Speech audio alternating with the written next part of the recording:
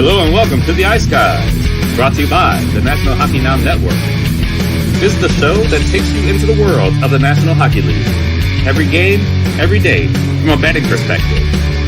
With pro sports handicappers, Ian Cameron, Alex B. Smith, and various guests from the world of hockey and sports betting. And now, here's your host, Ian Cameron. Welcome to the Ice Guys, presented by National Hockey Now, Wednesday, April the 26th. Ian Cameron and Alex B. Smith with you, and a bonus appearance from our guy Kevin Beach today, who wasn't able to be with us last Saturday, with us today here on this Wednesday edition of the show. And we've got another special guest joining us for the first time on the program today. Pro hockey player, still playing, actually, and just completed his season over in Germany this past year, and he's from one of my favorite places in the world, the sports betting capital of the world, Las Vegas, Nevada. Chad Naring joining us on the show. Chad, it's great to have you. How are you feeling? Great. Thanks for having me. I appreciate it. Just got home from the gym in plus 30 degrees Celsius and ready to enjoy the day. Yeah, rocking the Hartford Wolfpack shirt. I like that. Nice. One of your former teams, of course. Yeah, this is old school. So this is now my work shirt. There you go. Exactly. Now it's the one you basically scuff up when you're doing stuff around the home. Yeah, there you go. Sure. But one of Chad's previous stops, of course, in hockey, and we're going to talk about Chad's career in just a few minutes and how he, where he's been, all the years he's played, and I know he went through a lot physically with injuries, and especially a few years ago. So we'll dive into that a little bit with Chad as well. But before we get into all of that, we are actually starting the show with something a little bit different. We're going to get to our guest's career. We're going to get to last night's games. We'll preview the two games tonight like we always do. But we heard something on Twitter today that left us in just such a state of shock and dismay that we can't help but bring it up here to begin the show. And Alex very well. All of you have watched this show and listened to it for years. He loves rocking his jerseys, okay? He's a big jersey guy. He's got a jersey on every fucking day, pretty much, on this show. It is. I mean, I swear to God, I think he goes to sleep wearing a jersey. That's how much he loves wearing jerseys here, Alex B. Smith on our show. And he's got a huge collection. NHL jerseys, minor pro league jerseys, you name it. And he's collected a shit ton of them, over the last several years. Well, we happen to hear, and I love the show, obviously, Spittin' Chicklets with Biz Nasty and Ryan Whitney. But Ryan Whitney, just on a recent episode, said, I don't think it's cool for adult males to be wearing jerseys to a hockey game. And I could not believe what I heard. First of all, you're representing your team. That's what you're doing. And second of all, the hypocrisy of him saying that when he's just hawking jerseys for Pink Whitney and all these others and all this shit they're selling jerseys, essentially. The Spittin' Chicklets show. And yet he's basically saying, adult males, it's wrong. It's just not proper to be wearing jerseys to a hockey game. I'm stunned by it. And Alex, I know for a fact you were stunned by this. And I'm sure as a jersey aficionado, that's what I'm going to call you, a jersey aficionado, you are absolutely offended by this. Yeah, absolutely. I mean, let's just start with the fact that in the year of our Lord 2023, we're out here, gatekeeping and criticizing what people are wearing to support their teams, and we laugh and joke about the stupid things like face painting or, wearing pom-pom, wigs and different things. But at the end of the day, it's all fun and games, and it's all a common bond that we have as a fan of a team, showing our support. Okay, it's something that's as old as time. It's literally, stems from the reason why teams wear uniforms goes back to the history of military in world history. So there's a reason for all of this, right? And who are we to take fashion advice from a guy who's selling me pink lemonade vodka, okay? It looks like he lives at a fucking golf course all the time. Like, this guy's the model of fashion. Like, fuck off, Ryan Whitney. Like, here's the deal. You're mad because every time you go to Pittsburgh, you see more people wearing Paul Bissonnette jerseys than you do Ryan Whitney jerseys, even though neither one of you guys did any fucking thing to help that team win championships. All you did was make a funny podcast that we all love and enjoy. But now here you're going to go policing everybody that said, oh, if you're 39 years old or older, you shouldn't wear a hockey jersey. On what grounds do you have of that? You know, the reason I have this jersey, it's not because I'm a Penguins fan. I'm not from Pittsburgh. I actually hate the Penguins. They've always had some douchebag players on their team. Guys like Matt Cook, Darius Kasparaitis, Ryan Whitney, just to name a few. So the reason I got this particular jersey actually came from watching Snoop Dogg's Gin and Juice video. When I was a kid and saw that in 93, I thought this jersey was fucking awesome. And that's the reason I was able to get it when it came back around in the reverse retro collection. I like wearing jerseys. They're comfortable as hell. And on top of this, you go to the Barstool Sports website, you find, Ian, if you could pull it up so kindly, please. There's a pink Whitney hockey jersey. There's actually a few pink Whitney hockey jerseys for sale. And if you read in the description, it says in the second paragraph, in order to meet the needs of grown-ass men, our custom hockey jerseys are made from 220-gram abrasion-resistant, two-way stretch, moisture-wicking polyester when you throw one of our sweaters on so you can count for it to breathe, move, and keep you dry. Nothing worse in life than a fucking hypocrite, and that's what you are, Ryan Whitney. You're going to call everybody out for wearing hockey jerseys to games and all this stuff, and you're selling the fucking things, these pink and black pieces of shit that don't even really look that great. Like, get bent.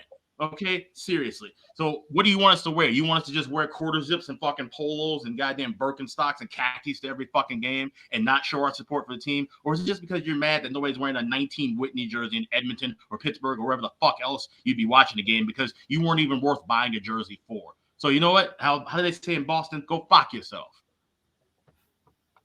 I knew you were pissed and I knew you were angry, but my gosh, wow, that's the best Alex B. Smith rant on this show. It's not even close. My goodness. We had the there it is right there. It does stay up for some great website you got. You click the link and it doesn't even stay up on the page for more than a fucking split second. I mean, it just disappeared. I didn't click shit. And all of a sudden the thing's gone. Yeah. It's not worth looking at anyway. You can Google it if you want, but it ain't worth looking at. Oh man. I mean, to me, this is an insane argument for a guy that's actually peddling hockey jerseys or a pink Whitney jersey on the website.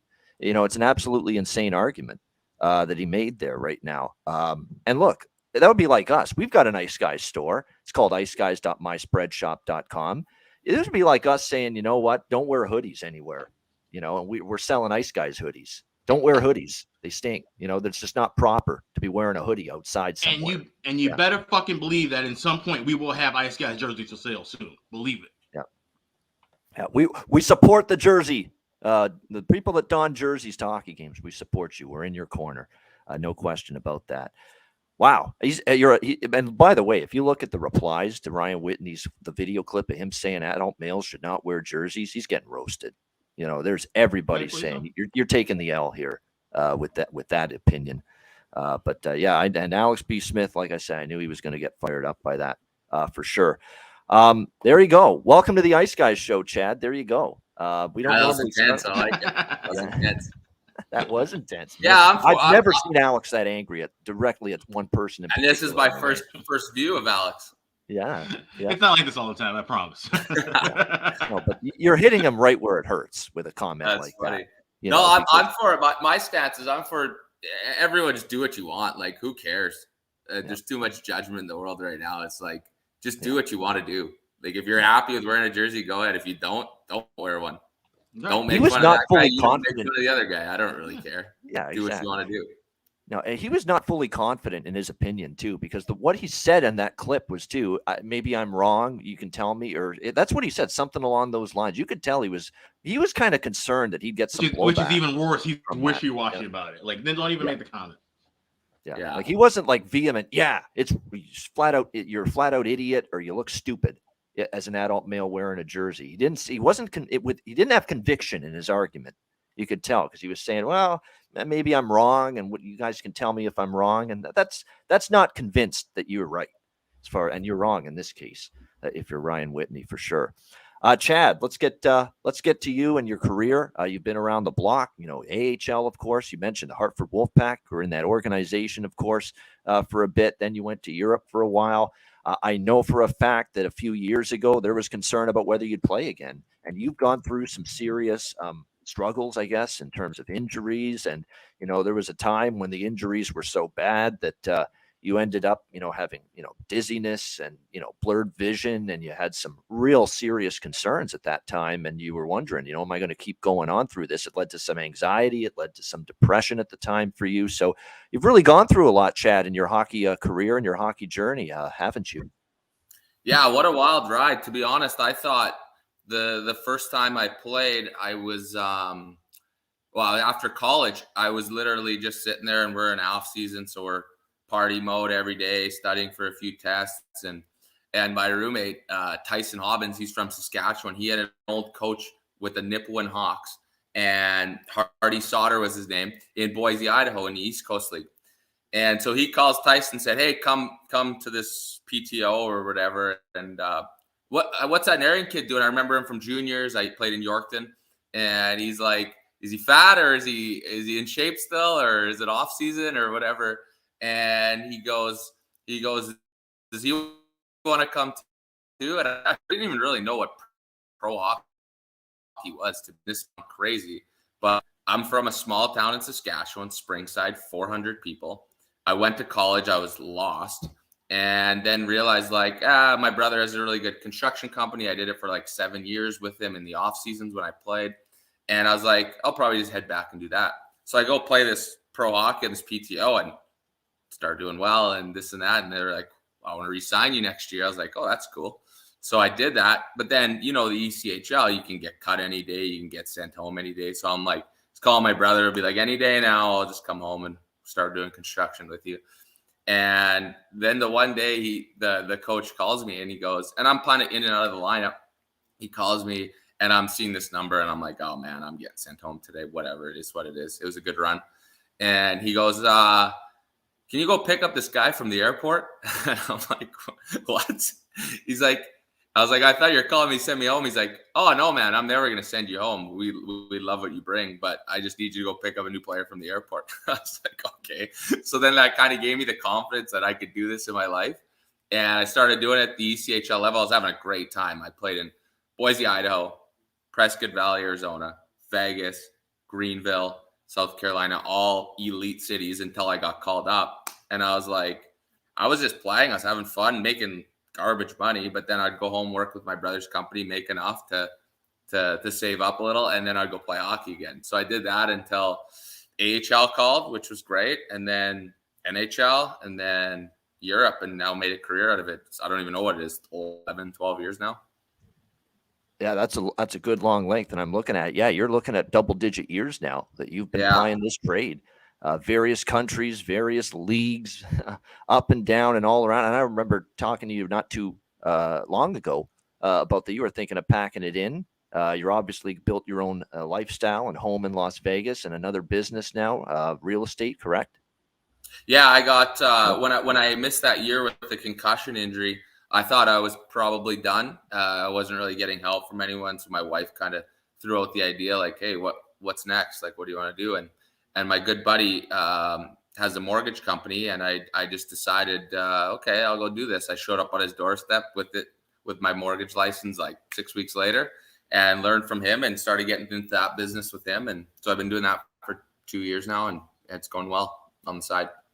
There you go. Excellent stuff. And we do, as we always do with a guest that's with us for the first time, we do a little highlight reel, or we do a little bit of an opportunity here to take a look. And wait a minute, just one sec. We'll cue it up in just a second here. But I mean, definitely you've been at it for a very long time. And just recently, what league did you just complete this past season? Where were you playing and what team? Germany. So I started off I have a German passport as well. My grandpa was born there. But I started in France. Super interesting. So this team in Grenoble was in Champions League, and they called me like a week into training camp, and they wanted one more import guy. And my agent called, and my agent Derek McCann, he's out of Calgary now. It was Montreal, but he's like, "Hey man, it's right in the French Alps. It's pretty cool. They're offering you like solid money, and do you want to go?" I was like, called the wife. I was like, "You want to go to France?" she's like, "Sure, sounds good." So it was a 3-month. Who's going to turn that down? French Alps, come on. Yeah. It was only a 3-month contract. So we did that for Champions League, and then I moved over to Frankfurt in the top German league. Yeah, and obviously, and it's good hockey over there because now I'm paying more attention to it. I'm betting it a little bit as well. I won with the Ravensburg Tower Stars, Oh winning yeah. their championship in the second German league yesterday. So I was very happy to see that unfold. So here we go. It's time to go into the highlight reel, the vault of Chad Naring, if you will, for just a second here, which we always do. We play a clip from one of the previous games from your past, and this is one where you're chucking the gloves a little bit, or chucking the mitts here a little bit in this one with a guy that I think played in the NHL for a bit. Here we go. Chris Bourque and Chris Mueller pick up the assists, and there's a hard hit on Darian Derzinski, lays a hard hit there on Crystal, coming in to defend his teammate here, and getting beaten up pretty good by Darian Derzinski. That was a big guy. I remember who it was that there guy. For Hartford. It was Chad Naring. That's a big time after. Derzinski got a big hit in, guts by you to take and then that guy pretty on. much dominated the fight.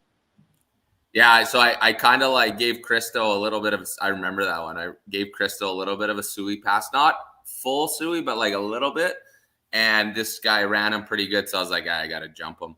But the funny thing is I've never like really fought a lot in my career. And the only way I knew I was going to stay up when I got called up to the American League is fight.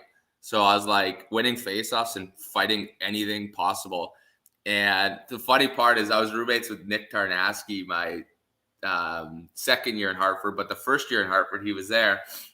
And I was typical depth forward. Yep. Yeah. And I was living in the hotel, this and that. And I was out for beers one night, and he was there, and a few of the guys were there. And it was after the night. It was my third game up, and I fought that Darren Kramer. I remember him. 50 fights a year, big guy. And so like I just didn't really care. Like he slashed the goalie. I was like, whatever, I'll just fight this guy. I didn't know who he was, this and that, because I'm coming from the coast, so I know nobody. Don't read the rosters and stuff. And so I'm at the bar, and Tarnasky comes up to me. He's like, dude, you that guy you fought is tough. And I was like, oh yeah, but don't know. And he's like, doesn't faze me. I was like, yeah, I kind of just held on because I haven't really like fought a lot in my career, but until that year. But then I was like, oh yeah, cool, whatever. Just trying to stay up here. And he's like, oh man, I thought you were like a young prospect. Like I didn't know you fight and stuff. I was like, no man, I'm 27 years old. Like first time called up, just trying to like making more money here that I maybe don't have to work in the summer. So just gonna find a way to stay up. And he's like, well, I respect that. And he's from Alberta, so he's like, you want to be my buddy? I was like, sure. So we became pretty good buddies. It was a funny little story. It is. Yeah. I remember Nick Tarnasky. Yeah, he had a good stint in the show for a while, the NHL. Yeah, good stint in the show, and then even in Hartford, like we were playing a line together in fourth line, and he'd play like 5 minutes a night, and he'd have, I think he ended up like 12 goals and like 15 fights that year. I was like, that's probably the best bang for your buck. No, exactly. Maybe had a Gordie Howe hat trick or two, maybe. Pretty much every game he played. Yeah. Yeah, I know. He was a tough son of a gun. I definitely remember him. He was with Tampa Bay, I think, for a bit, a couple other teams. But he was definitely not someone you were willing to mess with, for sure. Great stuff, great stories. And like I say, after all the injuries and everything you went through a few years ago, it's good to see you're in good shape physically now as well. Although I know you had your season end prematurely this year due to injury, but recovering nicely, I assume, from that as well. Yeah, rehabbing for the hamstring tear. Yeah, so it happened a couple months ago, and still not quite there, but luckily it's a long off season. Yeah, definitely. Good stuff indeed. So Chad, good to have Chad with us. All right, we're going to transition to the NHL now. We've got, of course, a few games that took place last night. It was another great betcast. We thank everybody for joining us on the betcast last night. It was a lot of fun once again watching the three games take place. Kevin, we haven't had a word from you yet, so let's get you in here. Obviously, you weren't with us Saturday, but you're back home now here in Ontario again, and good to have you back home and home safely. And how's the playoffs going for you? It's been, a lot of fun watching the hockey. It's good to be back at home base here. Just did have a question for Chad there. I saw he played in Las Vegas. I know some buddies that played in the coast there, and they said, like, it's a heck of a time. I also know Frankfurt is a pretty great city. So I just wanted to ask kind of the comparison between those two spots. Like, what Where do you have more fun, I'd say, off the ice between Frankfurt and Las Vegas? Well, it's a little bit different because Vegas was 10, 12 years ago. And I was on my own, first time in like a major city. And so it was a little wild. I met a lot of good people, and a lot of the players too were guys that were flying in from different spots. It was their first time playing pro hockey. And it's like, you look at the strips right there. I can see it. You look at that as a younger guy and you're like, whoa, like, what am I doing? But you're making $500 a week though. That's the problem. Right. So we had a lot of good connections with nightlife, with ticketing people and stuff. So we actually got to enjoy a lot of stuff in Vegas on that salary. And now with Frankfurt's an amazing city. I actually re-signed there. I was so excited to be in a great city. It's the most Americanized city you can be in. My wife comes half the time because with her work here. So she'll be there a month and home a month to work and then back a month. So we enjoy like easy flights in, direct flights, but like great dinner spots. You basically can find anything in Frankfurt you want. It's easy flying out. My place is 15 minutes from the airport.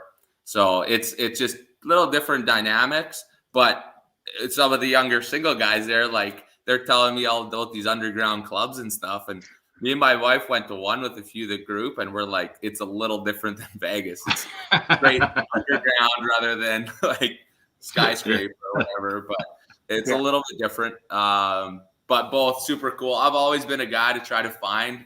I've been able at the coast level pick the cities I want because a couple teams wanted me, so I'd pick the better city. A little bit in Germany as well. So yeah, but AHL, you don't really have that choice. So you just get called up and you go to wherever you want. Yeah, no, it's nice. So you say Frankfurt's a lot. Yeah, no, look, McDonald's is everywhere around the world. That's a perfect example. Like you can't, all these European countries. I'm seeing Tim Hortons is starting to get it over in Europe too. So they have Chipotle in Frankfurt. There's two of them. Oh, that's the only ones in Germany. Yeah. Huh. So there you go. I mean, it's like there's always that little phobia. I know that there's people I know and family and friends that are phobia when they're so North Americanized that they say, hey, if I go to Europe, I go to Asia, I go to Japan, China, or wherever, it's going to be a little bit of a adjustment. And I don't know if I'm going to be comfortable there, but it sounds like, hey, you go to Germany, you're going to have a good time. You'll be able to get comfortable pretty quickly. Yeah. Did you have a hot dog there, the Frankfurter? Did you get to try that? What's that? Did you get to try the Frankfurter in Frankfurt, a hot dog? Oh, yeah. I went to a few of the Eintracht Frankfurt soccer games, and you can have the old foot-long hot dogs or whatever they call it. I'd sign up for that. Dude.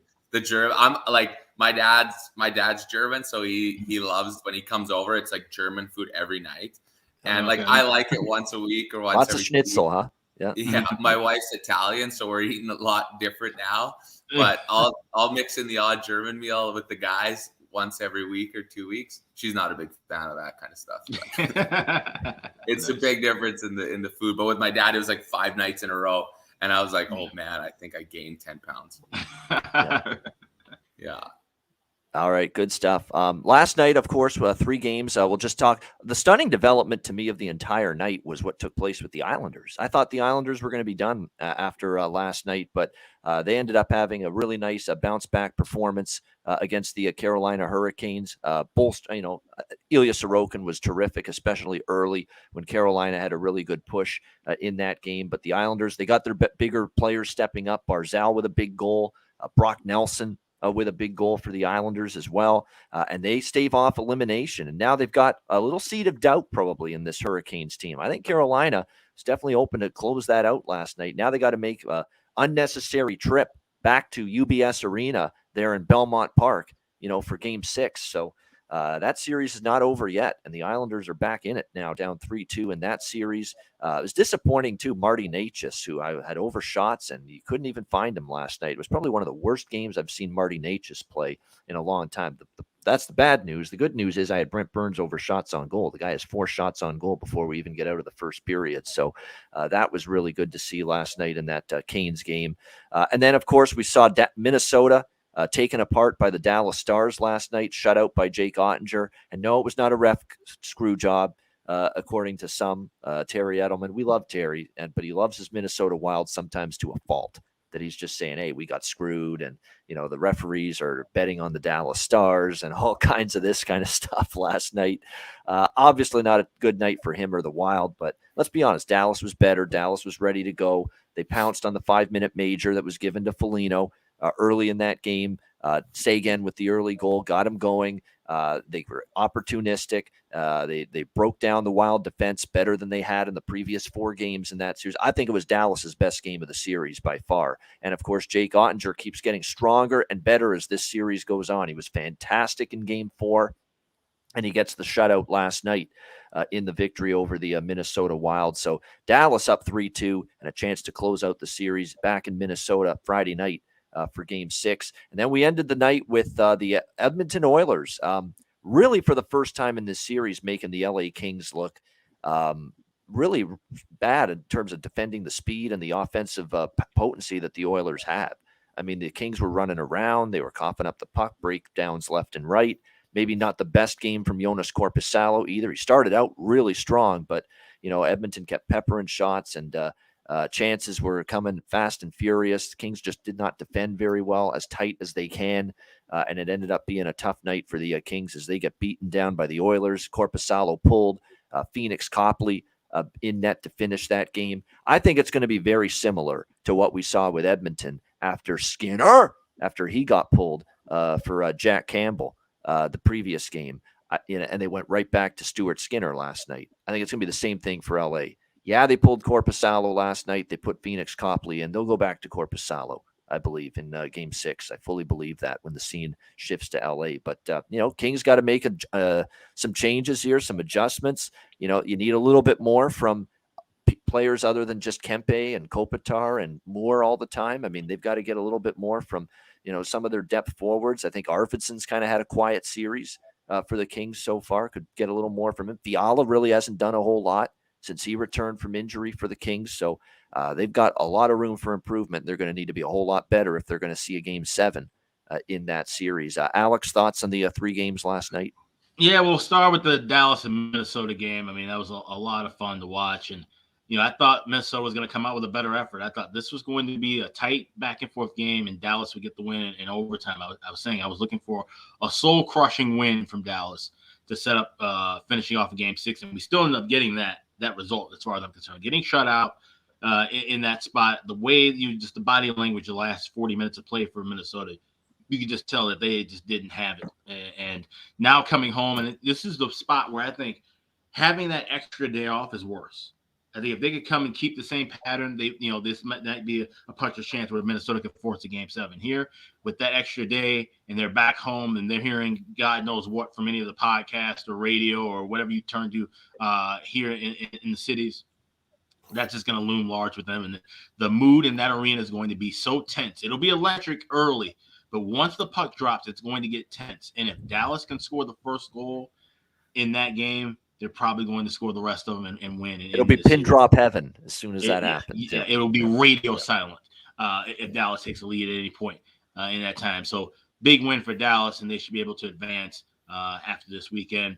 LA and Edmonton did what they had to do.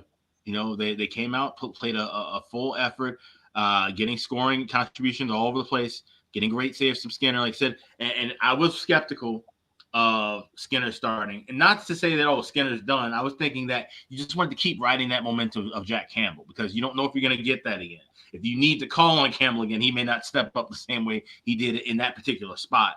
And so that's the logic I said with maybe you start Campbell, but they went with Skinner and it worked out beautifully. He bounced back. He seems to be rounded in the form, and now it just seems really difficult to imagine them losing 2 more games to this Kings team. It seems like they might be on the strong path to move forward and advance. And of course, Carolina and the Islanders, we were bummed out. Thought Carolina was going to just wrap up and end this thing, but now the Islanders are really the team that should be the favorite here, because they have Ilya Sorokin. You have a goaltender who can steal you 2 games, and you just need 2 more games. And that's the spot I'm probably looking at. Carolina might be kind of back against the wall, feeling a little bit of the nerves. I think the Islanders have the edge there, and I think Carolina may sense that a little bit. So that's something I'll be looking at for the Game 6 and 7. I'm probably going to be rooting on the Islanders here to wrap that series up. Yeah, I cashed some props in that game, but man, to have the full game over land on 5, a push, it ended 3-2, and then not get the third period over, which we talk about has been so strong in elimination games, betting third period overs because, one team's got to take chances, but that fell short. I'm kind of still disappointed I didn't bet Dallas individually last night, but I did bet Dallas to win the series, so I'm still happy the Stars won. We got the series bet, which was one of my biggest series bets, was Dallas to beat Minnesota. It was the best bet on the playoff preview show for me. Dallas to win the series against Minnesota. So we're in good shape there. Just one more win needed. And then, of course, Edmonton gets that was a good game for me, for the most part. Yeah, the Edmonton first period puck line, first period overcast. So that was good to see in that Oilers and Kings game last night. Chad, what were your thoughts from last night's 3 games? Yeah, so I was actually really surprised the Canes are up 3-1. Man, the Islanders, they're sneaky, but Sorokin's been terrible. And he was much better last night. And with Carolina, that just shows what coaching and systems can do to a team. Because, dude, you take out your first line, which is probably, 60, 70, 80 goals, and you're still up 3-1. Like, there's guys coming up from the minors and still doing it. So, obviously, whatever Brandemore's doing there is insane. No Svechnikov and no Teravainen is what you're referring to. Exactly. It's shocking. And then who else missed yesterday? Was it Drury? Drury was out too. And Jack Drury. Yep. Yeah. Yep. Like they're just depleted, but they do have a really good defense. I played with Brady Shea. He's a stud, and he might not even be their best on their team. So yeah, I was really surprised that they're up, but I still think the Islanders, I think they're going to push it to 7. I think they're going to come back and win in 7. I think the goaltender just kicked in, and they're going to get rolling now. They won on the road. So that one's interesting. I just think the Canes, if they just had that little bit of more scoring punch from their injuries, they could win the Stanley Cup. But you take out Pacioretty, Svechnikov, and Teravainen, that's what they thought they were going into the playoffs with, whatever. And they're in trouble without that. You got to score in the playoffs. You see these good teams moving on to the Edmonton series. Like, is it good when Skinner lets in 3 goals? Like, that's good these days because these teams are so good. Like, yep. Like when Samsonov lets in 3, like, that's okay because they're going to score 4 or 5. It's you can't let in 5, which is like not like old school used to be 2-1, 1-0. Now it's the opposite. It's like, who's the first to get to 5? Who can just save 3? Like, and that's what the Edmonton one's like. Oh, Skinner, great decision coming back in. He only let in 3. Well, that was a win because they scored 6? That's right. Like, it's insane. That's a good performance these days for a lot of goalies because A, exactly. It's tough to stop offenses, and B, your team can score a lot. That's why it used to be the saying, like, first to get to 3 wins. Now it's like first to get to probably 5 wins. But yeah, so that those games are just fun to watch. I mean, it's good for us on the West Coast. We get games at 4 and then games at like 6:30 or 7, so it's great. And then those guys are just so. I think LA. This is the problem with the seedings. The LA and Edmonton series. I think both of those teams could be like Stanley Cup contenders, and I think Tampa and Toronto. The whole world has said that, and the whole world is right. And it's frustrating because they're like Tampa. I don't like. You've watched these games. These are insane. Like what Toronto's doing, I get it. That's what sports all about. But like Toronto should easily be down 3-1 in the series and just be done again. And I'm a big Toronto fan. I grew up loving Toronto, so I'm always gonna cheer for them the most if I have to pick a team. And they should definitely be done. But here we go. Something changed, and then Nylander, like it. We have a group chat. All my buddies. It's like Matthews, Nylander, this and this. It's like looking soft, this and this, and then he has 3 assists, and I'm like, yep. Or Matthews like no show, and everyone always has the debate. McDavid. He goes from no show to the 2 of the biggest goals in a Leaf playoff. Exactly, and then I texted someone. I was like, that's why he's worth $12 million a year. He could do nothing all game, and then just snap 2 home because he's a stud. Picks 1 out of air like 2.5 feet. Like that's the difference, and that's how good he is. But yeah. It's fun to watch these series. I've never seen playoffs this intense and this fun to watch, and how good these players are. And then the Dallas series, I don't even know why I waited last for that one. That one's insane. That one's intense. But I'm a big Dallas guy. I like Dallas. My best buddy's best friends with Jamie Benn, so I know him a little bit. So I kind of root for the people that if I know them a little bit or met him a few times. So I'm a big Dallas fan, and I think that guy's a warrior. He'll do anything. He's an enigma, though. Some games he's dominant, and some games he's totally unnoticeable. That's the thing. But and hearing about him, he's literally, and meeting him a few times and chatting with him, like, he's known as one of the best captains in the league. He takes care of the team. He sets up anytime they're going through issues. He sets up everything. I heard he's one of the best leaders ever made. So that's pretty cool, and that's why I kind of root for them on the side a little bit too. He takes care of teammates' personal problems or personal issues, or if something's going on off the ice with them. He actually takes the time to care and find out and help them through it, that kind of thing. Because I know Patrice Bergeron, Boston, is like that. I read a tweet yesterday. I read a tweet about that yesterday. He calls the AHL guys all the time and helps them out, which is super cool. Yeah, I definitely hear comparable things to what you said about Ben, about Bergeron in Boston too. But that's what you love to see, definitely, out of your captain. So it sounds like, if you want to take Chad Naring's advice here, he sounds like he's recommending New York Islanders plus 325 to win the series here. He thinks they can come back and get it done here against the Carolina Hurricanes. That is a nice price, plus 325, when you know they're getting the home game coming up. And then we've seen Carolina lose a Game 7 at home, by the way, last year in the second round against the New York Rangers. So it can be done for sure. Kevin, what did you think of those games last night? Yeah, I'll start with the Islanders Hurricanes then. I did have Islanders in 7 going into this series, so definitely surprised to see them down as well, getting down 3-1. They pulled it out last night, but they did not look great. Like, from what I felt like the whole game was in their end. I felt like they're just kind of hanging on. If that offside play didn't come back, I think that's a different game. I think getting out of the first period, still holding that lead there, I think was big for them. And that's why I don't like that rule, because I'm surprised I haven't seen more of these where it's offside and then the play goes on for a while.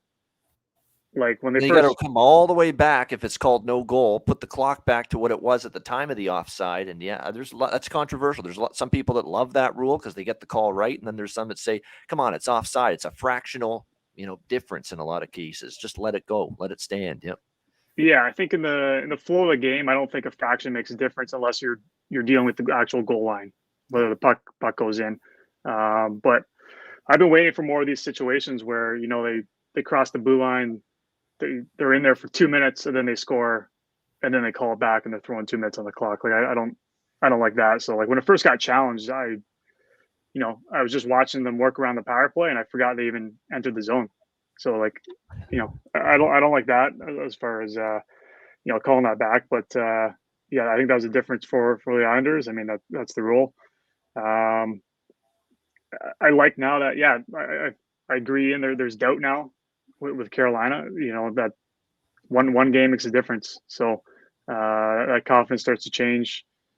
And I think the Islanders now have a chance, even though that was a scrape out job by them. They did not look that great. I did have Brock Nelson over Marty Nakis there going into the series as far as goal scoring. So Nelson's now up 2-1 with that goal last night. So that was big for me to see that one. Yeah, good call there. Yep. Yeah. Next one there, Minnesota Wild, Dallas Stars. Yeah, Ottinger is starting to take over this series. And for Minnesota, that's why you can't throw away game 2 and throw Fleury in there. For me, I still think, that was one you can't throw away. You got to keep how bad is that decision looking now? Because that's now a reason why you're down 3-2 instead of maybe up 3-2 right now. Yep. Yeah. So for me, that one I think hurts them big time. I was picking unders in this series big time, and the unders now are up 3-2 with that one. After a couple wild ones early in the series.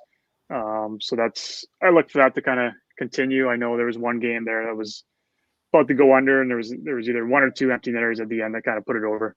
So I'm looking for these unders to continue. I think this goaltending matchup is still going to be good the last couple of games.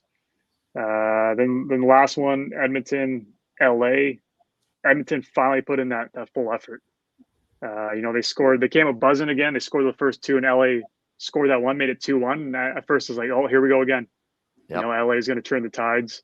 And this is the first time they kind of just kept the pedal on the gas, kept going through it. They didn't sit back last night. They kept the offensive onslaught and the rush forward. The defensemen were jumping into the play still. Like, they didn't stop playing aggressively with the lead. That was the difference. Yeah. Yeah. And for me to play Skinner, that was a no-brainer. Yeah. Like, you couldn't, the last 2 months of the season, you couldn't put Jack Campbell in the net. So sure, he gave you a good 40 minutes, but it's a small sample size. I don't think. I mean, LA was probably going to come back in that game no matter what.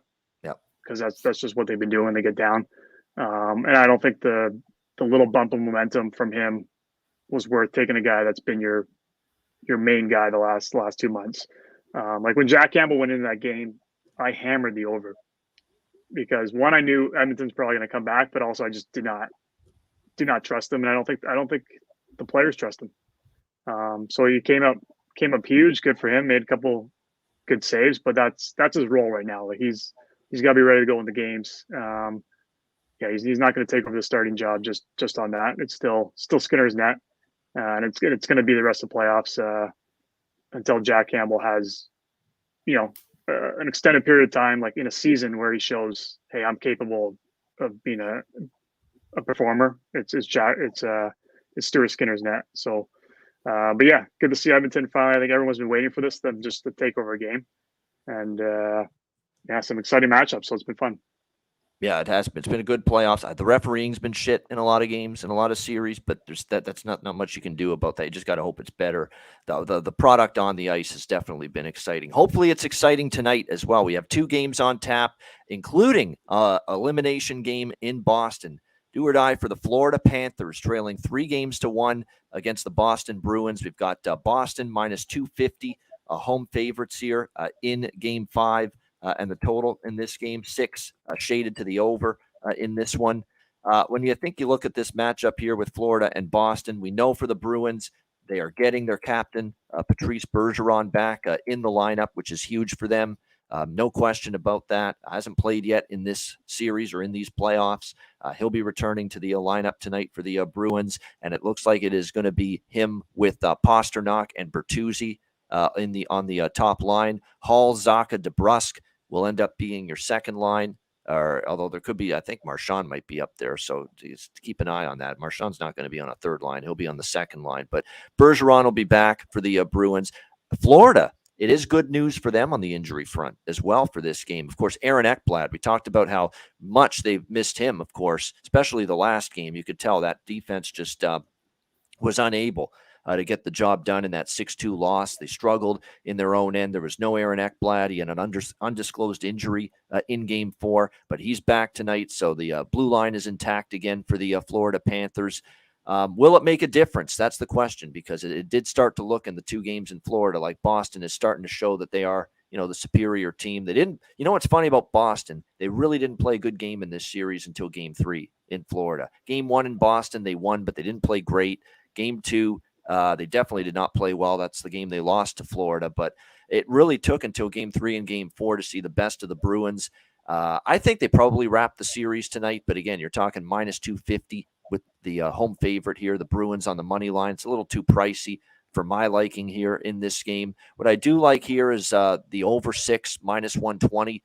I think you're going to see this one go up and over the total. It's an elimination game. Florida's got to throw everything, including the kitchen sink at Boston and Linus Ullmark tonight with their season on the line. And I also like the third period over as a standalone bet as well, just like last night. The only difference is I hope we get a better result than last night where that third period over fell short. But I'm going back to it here. A pregame third period over bet here in this Florida-Boston game. We've talked about this theory and concept for years on the show. Playoff elimination games tend to go over the total in the third period because the team that's facing elimination, they pull the goalie sometimes earlier with 4 or 5 minutes left in the third period, and you can get a bunch of goals in the third period as a result of that. So that's what we're looking for here tonight in this game. By the way, the third period over, you can find it minus 145 over 2 at BetMGM. So you got to lay a price, but that's the way to go about it. I think over 2 -145, third period over for the Panthers and Bruins. As I also bet the over 6, -120 here for the full game. Alex, what do you think here? Game 5, Panthers, Bruins. Yeah, that's the only play that I have right now is that over 2 in the third period. I laid 140 at MGM, but it's moved to 145. I like it all the way up to 155. If this is the only thing you're betting, like I said, this is the time of year where I have no problem laying that kind of a price. Regular season, I would just stay away from this altogether. But that's the only value you're going to get. I mean, you're laying 250 if you're betting the Bruins the whole way. But even if the Bruins aren't playing well, if they have an off night and lose this, you still could, cash getting 3 goals in the third period. You can also try and look for that, most goals in a period be the third period. I'm not seeing that up in a lot of places, though. I know Bet Online normally had those during the regular season. Shockingly, they do not have those up for some of these elimination games. So I think they're kind of catching on to that. So you may not get enough value if you look for most goals scored within a period going for the third period. You just have to kind of lay it either way. So third period over, Boston takes care of business, advances to the next round. Yeah, I do think Florida's going to score a little bit tonight. I beat their backs against the wall because they did it. Remember, they scored 6 the last time they were in this building, at TD Garden in game 2. So from a prop standpoint, I'm gonna focus on players that I think are going to make the biggest impact. Right now, I hate to say this because he's the captain, but I can't trust Barkov right now. He's had a very disappointing series. He's had an underwhelming series so far for the Florida Panthers. I'm looking more at the guys that have been more noticeable. And when I look at goal props, which I'll sprinkle a couple, or point props, and certainly shots on goal props, for Florida, I'm looking at Tkachuk. I'm looking at Sam Bennett, who's really been noticeable in terms of shots on goal here the last few games. And he scored, of course, in a couple of the games for the Panthers. I think he scored in each game since he's been back. So his goal prop, I think, is worth a look. Sam Bennett, he's been noticeable for the Florida Panthers. I think Montour and Ekblad from the blue line are going to be ripping pucks on net as often as possible. So getting those two in their shots on goal prop, you could even throw Gus Forsling in there if you want. But I think those are the guys that I'm focusing on for Florida props. For Boston, Marchand, Pasternak, goal props, shots on goal props. I mean, that's all these guys do. They step up. You could even go with Taylor Hall because he's got the hot hand right now for the Boston Bruins right now. So those are the players I'm really dialing in on here as far as the player prop market in this Bruins and Panthers game. I also think the save prop tonight for Linus Ullmark's not a bad option either because Florida's got to go all out, obviously. Fire pucks at the net, just everything to the net, traffic to the net, the usual cliches, simplify things. That's always what coaches say in a spot like this when your back's against the wall. So I think it'll be a busy night in between the pipes here tonight for Linus Ullmark in this matchup tonight against the Florida Panthers, who again are trying to stave off elimination here in this game. Bergeron too, over shots on goal. By the way, I want to point out with Bergeron's shot prop, assuming he plays, I'm pretty sure he's going to play. I know some places still have him as game time decision, but I really do think he's playing. It is worth noting, if you look back at last year's playoffs for Boston, that series against Carolina where they lost in 7, every game Bergeron went over shots on goal every game in that first round series. So something to keep in mind. Maybe you look at Bergeron's shot prop over 2.5 here. Reasonable price, -130. Kevin, what do you think here? Panthers, Bruins. Yeah, I like the angle of the Ullmark over for sure. Because I was debating between a few different guys on Florida who I wanted to play the over with. I think especially if they get down 1 in the first, you're going to expect a big push from Florida and just throwing pucks on net.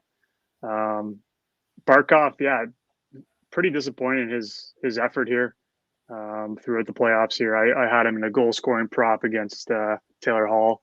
Obviously, that one hasn't turned out too well for me. He hasn't done much. You expect a lot bigger things from a guy with that kind of talent. It leads you to wonder, maybe he's hurt, maybe he's battling something. I don't know. But yeah, it's possible. So the one guy I'm going to zero in with who's come back from injury and has really impressed me, you mentioned it, was Sam Bennett. He's played really well since he come back. He's been way over that 2.5 shots on net. He's hit 7, 3, and 5 have been in his 3 games. And with the chance of them just throwing everything at the net this game, that's a guy. You got to play a little bit of juice. It's -168. But I'm just going to pick one guy. I'm going to play that. And then I also like the angle of going Ullmark on the over. And then one I have never played before. You ever played this, a team total of 5 shots? First team to 5 shots. You ever played that before? I've heard of it. I've not bet it though. I've heard of that. So as an this option. caught my eye. Florida first team to 5 shots plus 146. Like for me, that price, I'm going to play that. Don't like, they have to come out on the front foot? I mean, they're facing elimination, right? Makes sense. And the price sure sounds good. And I mean, their shots, it's not like they're not getting shots. Like they had 44 shots last game. They've hit 30 every game. So they're getting shots. You give me that price against them facing elimination, I'm going to play that. So that's the first time playing that. That really caught my eye. I'm going to jump on it as well at the start of the game. That's a really good thought process and look, in my opinion, from a betting standpoint right there. Florida Panthers, first team to 5 shots on goal at what, plus 146, you said? That's 146, really yeah. Wow. Yeah. They're really good because you got to think they got to come out firing. And they get the jump on Boston with their season on the line. Now, Boston's good defensively. They suppress shots a lot. That's your fear. That's probably built into the price. You know, that Boston's very good at limiting shots on goal. Yeah, although they've given up every game, they've given up over 30 a game. So far in the last 4. So Florida's they've been getting pucks on that. They have been. So I still like it, even with those concerns with Boston limiting the shots on goal possibly, which again, as you mentioned, they haven't done as nearly as well in this series. Chad, what do you think? Is it over tonight for the Florida Panthers? Yeah, I got Boston blowing them out tonight. Lay the puck line there. It's not Jimmy puck line, Chad puck line tonight. Realistically, Boston's strong. I know I like a lot of Florida's players, but their goalies are a coin flip. I mean, you've seen some of the goals going in this series. Boston at home, they're gonna score and score and score, and then Florida's gonna panic. They'll score too, but they'll panic, pull the goalie with 8 minutes left, and they're gonna win by. They're gonna pull the goalie until their season's on the line. So they'll pull it twice, they'll pull it 3 times, and it'll be a 3-goal spread or whatever. I think that's what they're gonna do. They're gonna panic. They're gonna do it. I just don't think Florida has enough. It's weird with the team they have with not a ton of changes, some obviously the big ones, but they can't figure it out in net, and they have to get a guy, which is great on Lyon, but he's not he did really well, but he's not that. It kind of worked with that Hamburglar story in Ottawa. He had a great run, and Andrew Hammond, goalies can catch hot.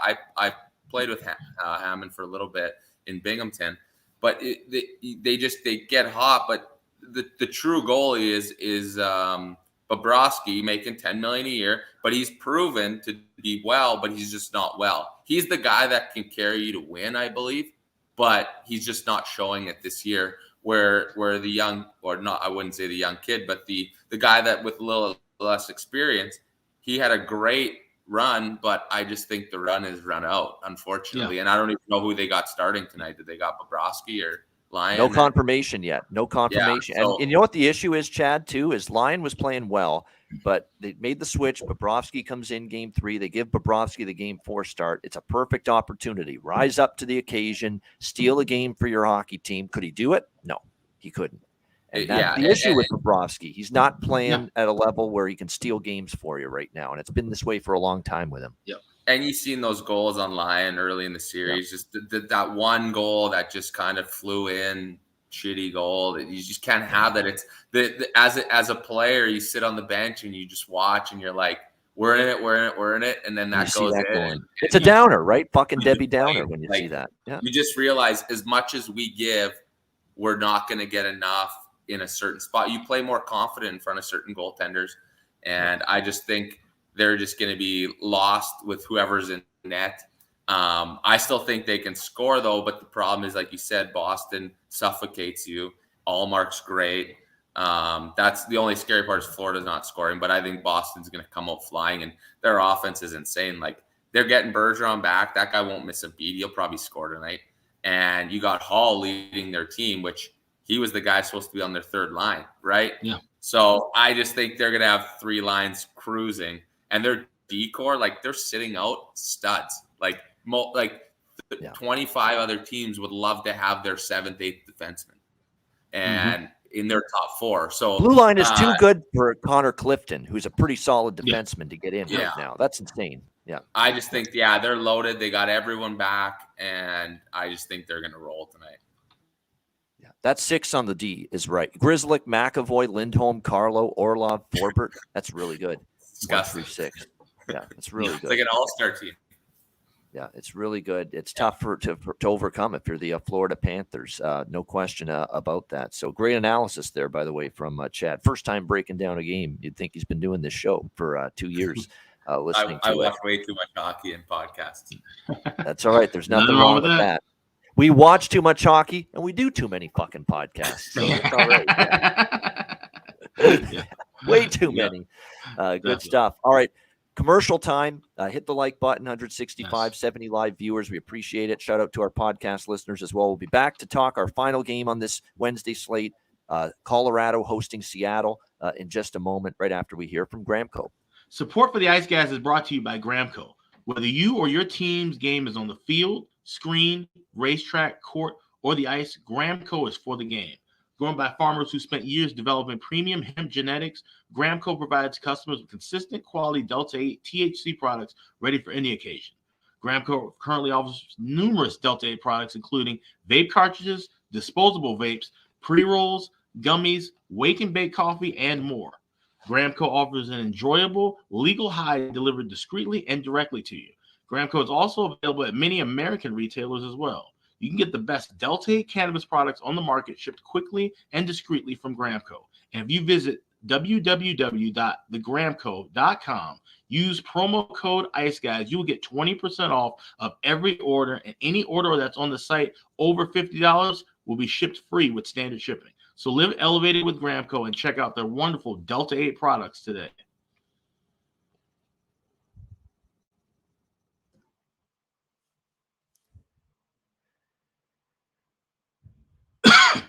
All right, we're back here on the Ice Guys, and here it is, the second game tonight. It is Seattle and Colorado. A very interesting matchup here with the series now tied 2-2, and the Kraken just are not going away quietly here. Colorado minus 180, home favorites, 6 the total in this game. And the big news, of course, the headline, we have to start with the suspension of Cale Makar. 1 game for his hit on Jared McCann in Game 4. I don't know if it was handled properly, quite honestly, by the refs in that game. To be honest, they haven't handled a lot properly. They haven't handled very much properly here in these playoffs so far. But nevertheless, a 1-game suspension for Makar, so he is out. They're still without Big Val Nichushkin.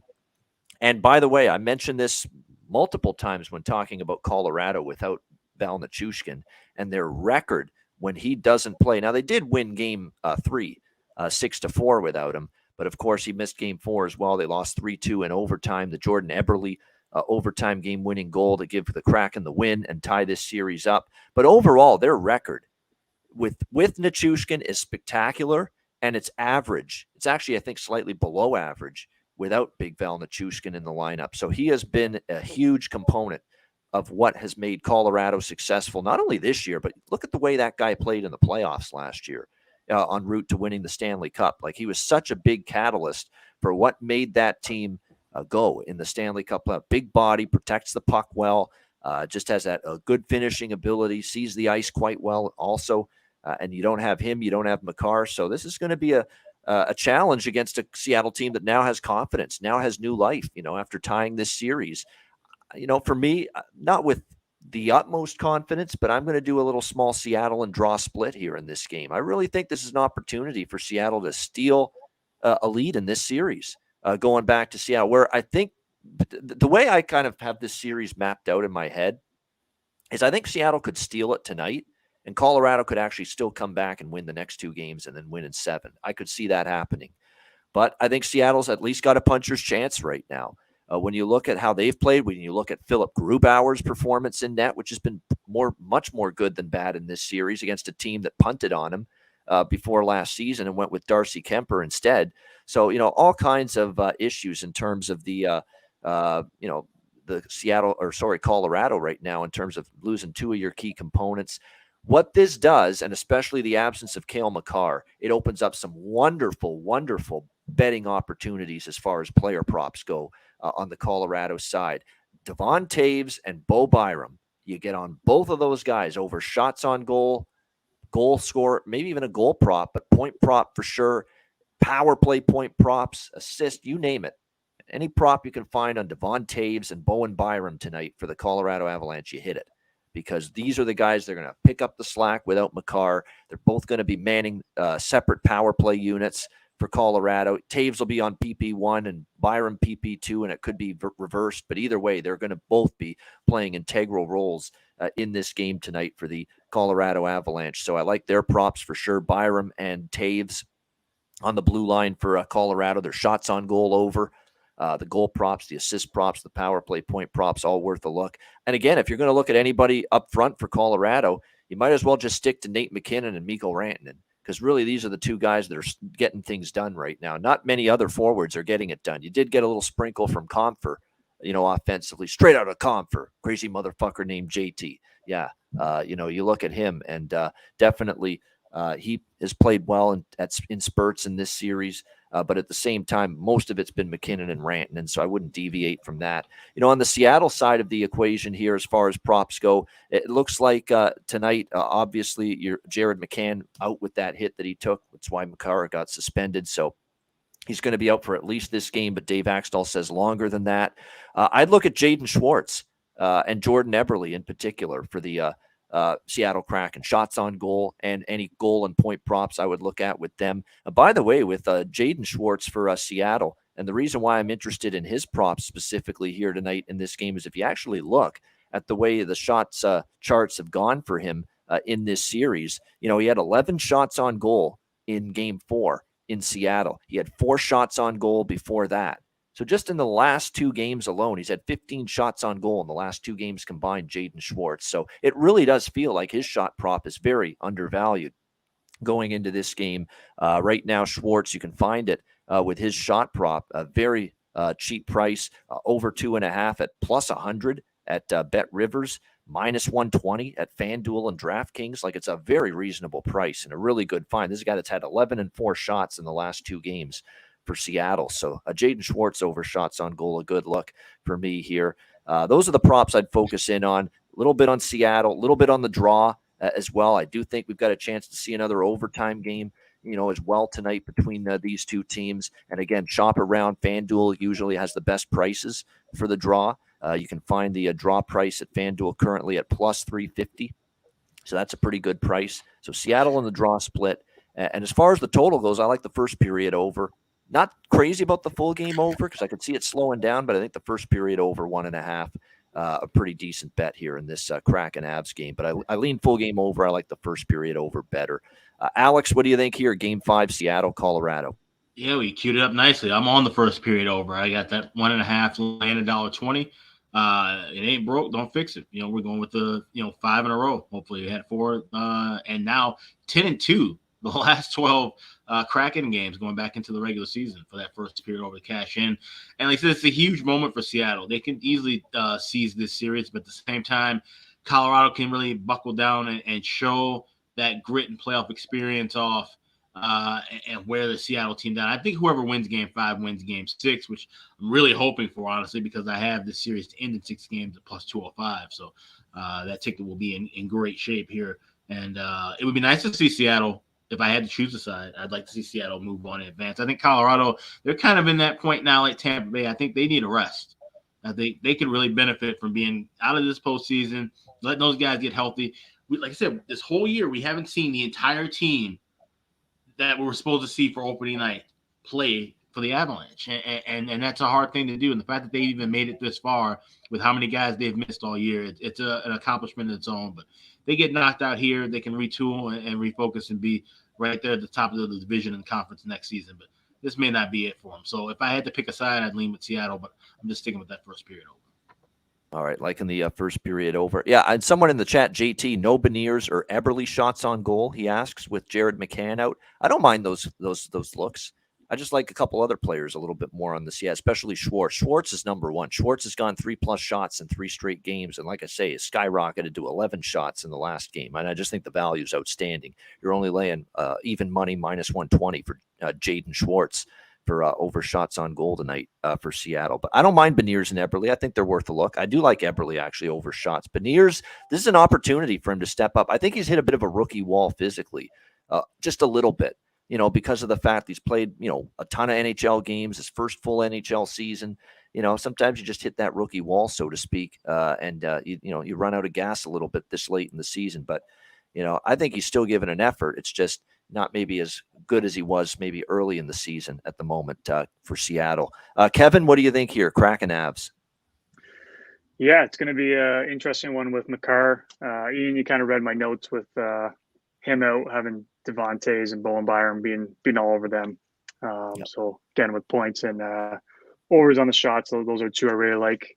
And then again with the big boys, McKinnon and Rantanen, I've been kind of riding the goals props with those two guys. However, my new fun bet, first team to 5 shots. I'm going to be on this one as well. And JT asked where I found that. That was actually FanDuel where I found that. And the team that's been coming out buzzing the first period every game so far this series is the Seattle Kraken.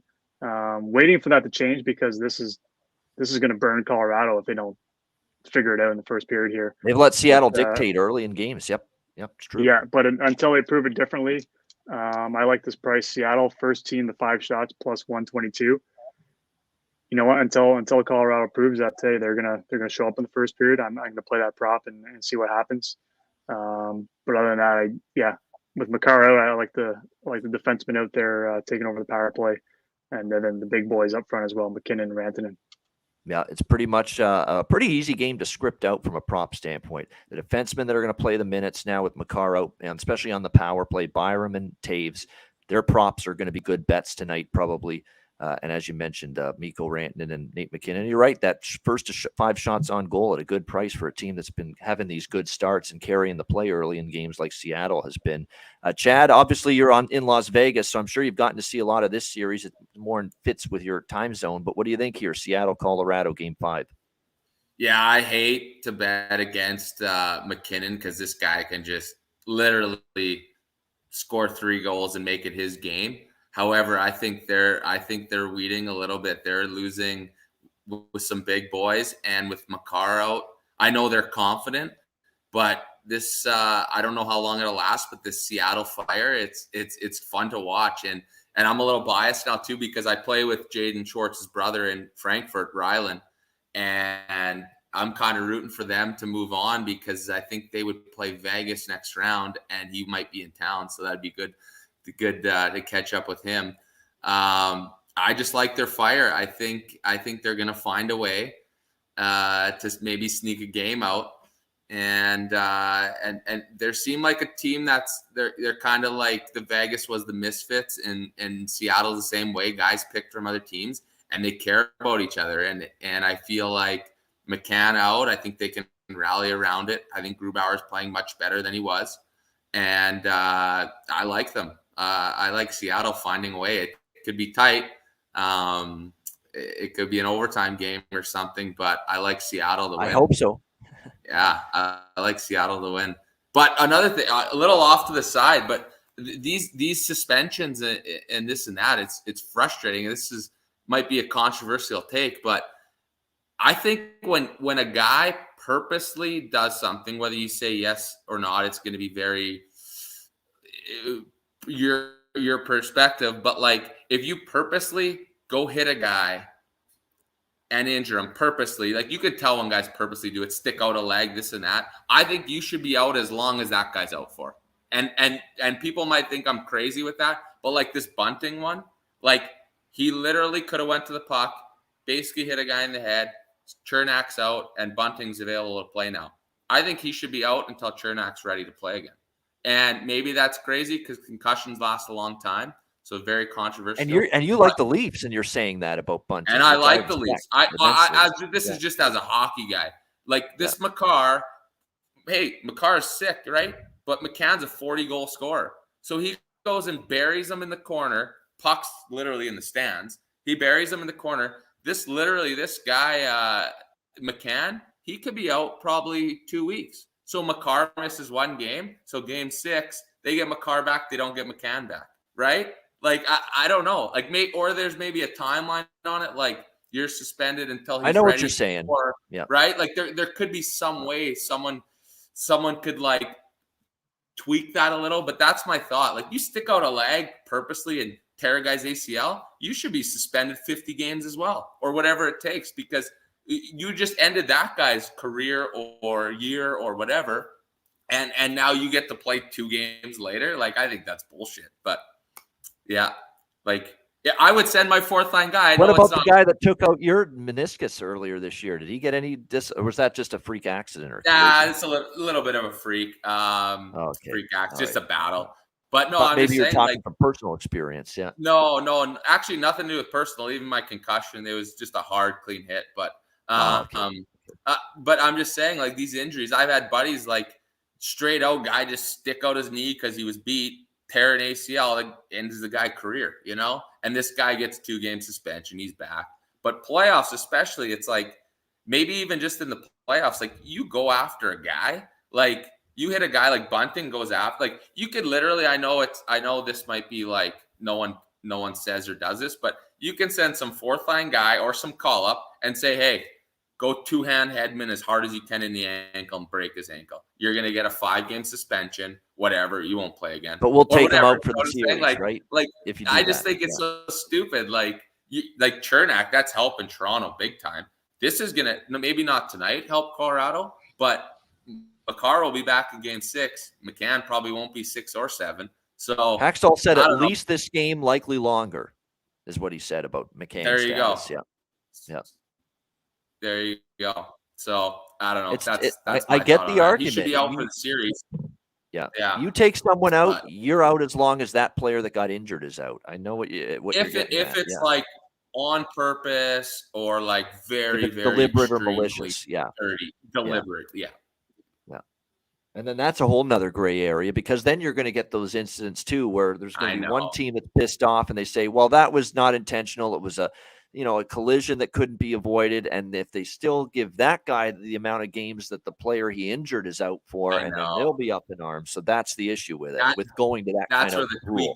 That's where the tweaking needs to go in. But I just think, like, Makar doesn't come back in this series, at least until McCann's ready, just for like the even up factor.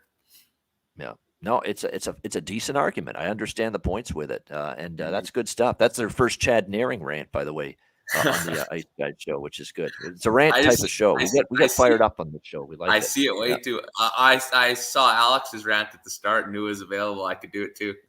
Yeah. Take that advantage. Kevin never has a rant. Kevin's laid back and he's just a nice guy. Kevin Beach. Yeah, he's just everything's not good. a big rant guy. No. Yeah, no. There he is. I'll work on one. Yeah. I'll work on one. Yeah, I'll get one ready. Good stuff.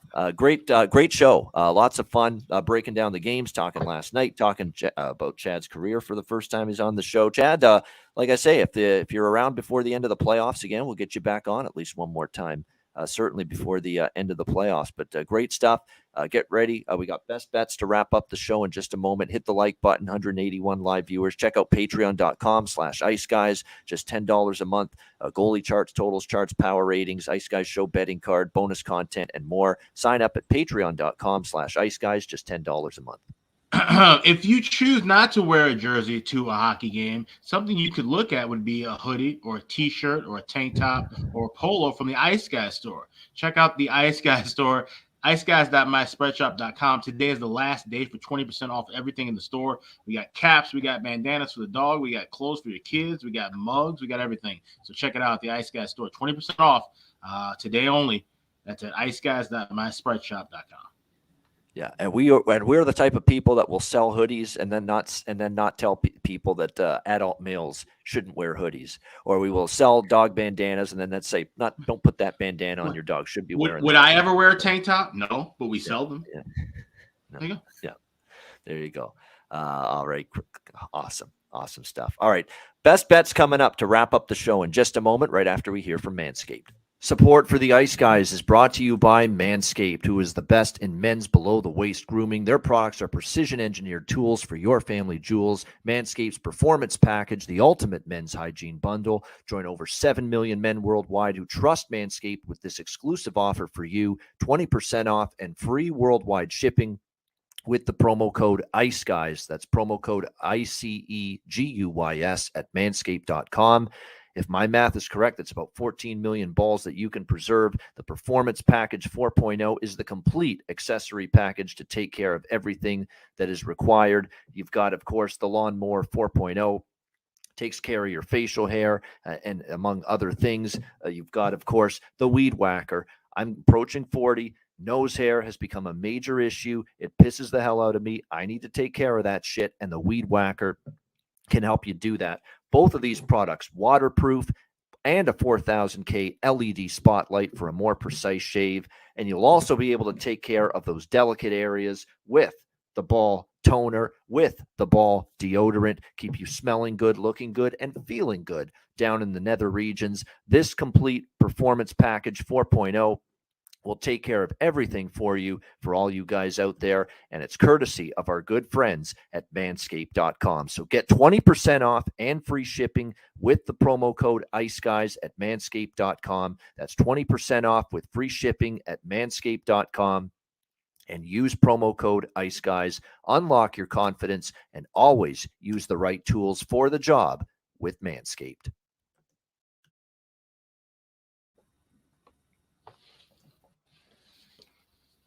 All right, it is time for Best Bets to wrap it up. Let's give our first-time guest, Chad Naring, the floor first for Best Bets. What do you like the most tonight, Chad, on the Wednesday slate? For betting? Yeah. Oh, I'm gonna go. What do you like? What are you most confident in? Yeah. When I always would bet, I love going the puck line, but I wouldn't. I would go Boston puck line and Seattle to win money line parlay. I'd do those. There you go. Wow. I love the odds. I'm all for an odds. I want that. You want the big bang for your buck. I want that big payout. That's what I want. Well, I'm going to log into my account at 365, and I'm sure I have other accounts, but that's my go-to. And I'm going to see what the price is on that, and I'll recite it in just a moment. That's Seattle money line and Boston -1.5 goals on the puck line. We're going to parlay those up, and I'll give you the price of that, Chad. I wouldn't go too aggressive on it. I'd just do a little feeler on that one. It's got to be some good money. There you go. All right, so I'll punch that in, and we'll get the price of that parlay for everyone there. Alex, what do you think here for best bet? Let's go with the Kraken and Avalanche. First period over. We already cashed 4 of them. Looking to cash 5, and it was a great price, laying $1.20 with that 1.5. I definitely think we're going to see some goals here early. You're going to see that same kind of back and forth battle. It's been great pace to start these first periods. It's been a great series. So Seattle, Colorado, first period over 1.5 -$1.20. That's my best bet. There you go. Seattle, Colorado over 1.5 -120 first period for Alex with best bet. And it is +443 at Bet365 for Boston puck line and Seattle money line parlayed together. +443 is the price there. +443. So pretty damn good price with that. Kevin, what do you think here? Best bet? Yeah, I'm looking at 2 guys, Devon Toews and Bowen Byram, on the over shots. Both guys have been 2 for 4 in the first 4 games. However, the guy that's been more impressive here is Bowen Byram. He's at 5'8", 2'2". So when he's flying over, he's absolutely way over it. Toews has just been barely getting over it. So Byram's the guy that with Markara the lineup. I like them both, but Byram's the one that I've been more confident to clip to at least have 3 or more.